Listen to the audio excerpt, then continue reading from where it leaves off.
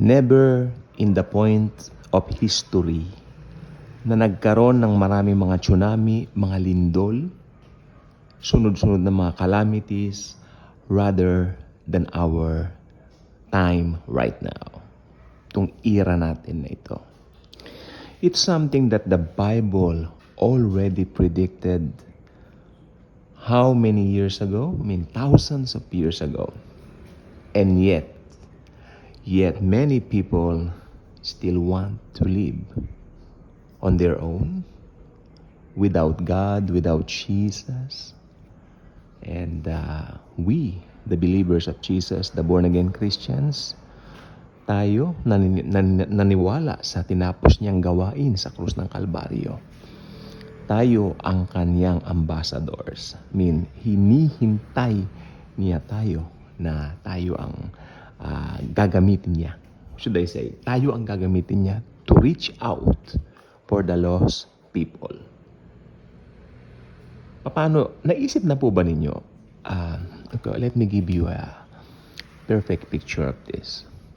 Whenever, halimbawa, nakarinig kayo ng calamity, ano po ba yung, I'm not sure what is that, but something's really going on with this country na parang in-strike na naman ng malakas na lindol. I don't know if this is somewhere in the Middle East.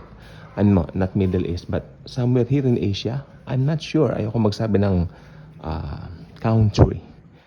Pero naisip na po ba ninyo, whenever nakarinig kayo ng mga delubyo, masamang mga pangyayari, isip na po ba ninyo yung katotohanan na mga ligtas po ba yung mga tinamaan ng calamity? Naisip niyo po ba yun?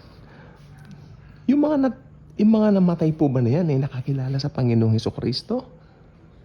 Ay, yan ang pinaka-big question.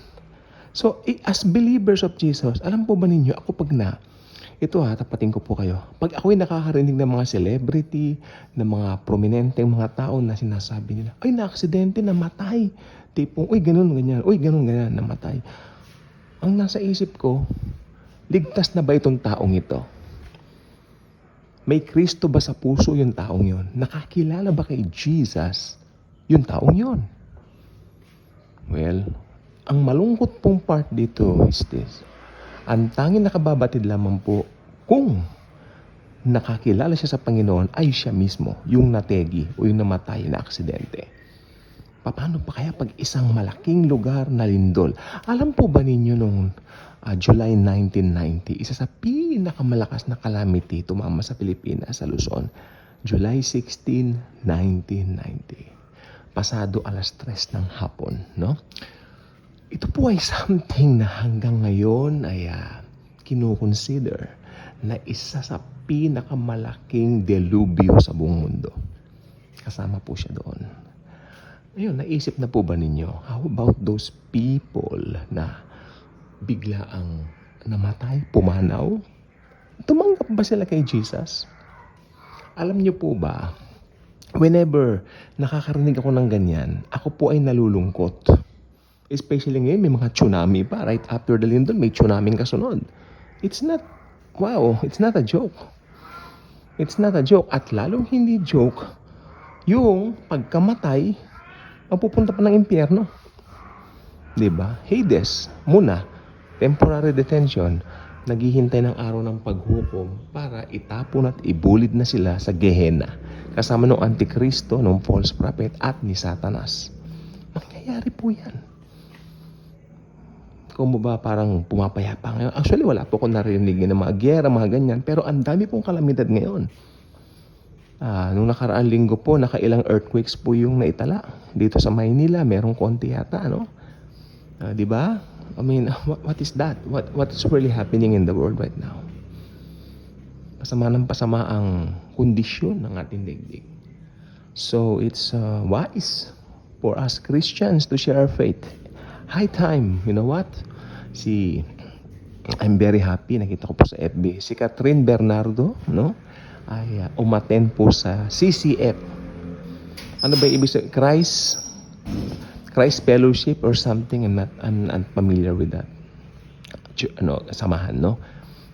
Malamang institutional church yan, pero okay lang. At least soul, mahalagang soul, no? Ang mahalaga yung soul na liligtas. So, I hope magpatuloy po siya sa anong ganyan. Minsan gagamitin ng Panginoon yung pagiging broken-hearted ng tao para makakilala sila kay Jesus. Pag nakilala niya si Jesus, hindi na po siya broken-hearted. Dahil wow, happy na po siyang talaga. Maraming binabago si Jesus. Huwag nating limitahan ng Panginoon. Yun po ang importante. No? Ako pag natutuwan-tuwa, pag nakakarinig ako ng mga taong naliligtas. Kasi ang katumbas po natin, katulad po natin, yung mga nagpapalakpak ang mga anghel sa langit, pag may taong naliligtas. So again, tayo po ang ambassadors of Christ, so we need to share the gospel of grace of the Lord Jesus Christ. Kaya kung hindi ka pa subscriber dito, mag-subscribe ka na, share this video, dahil maraming makikinabang. Thank you, and Jesus truly loves us all.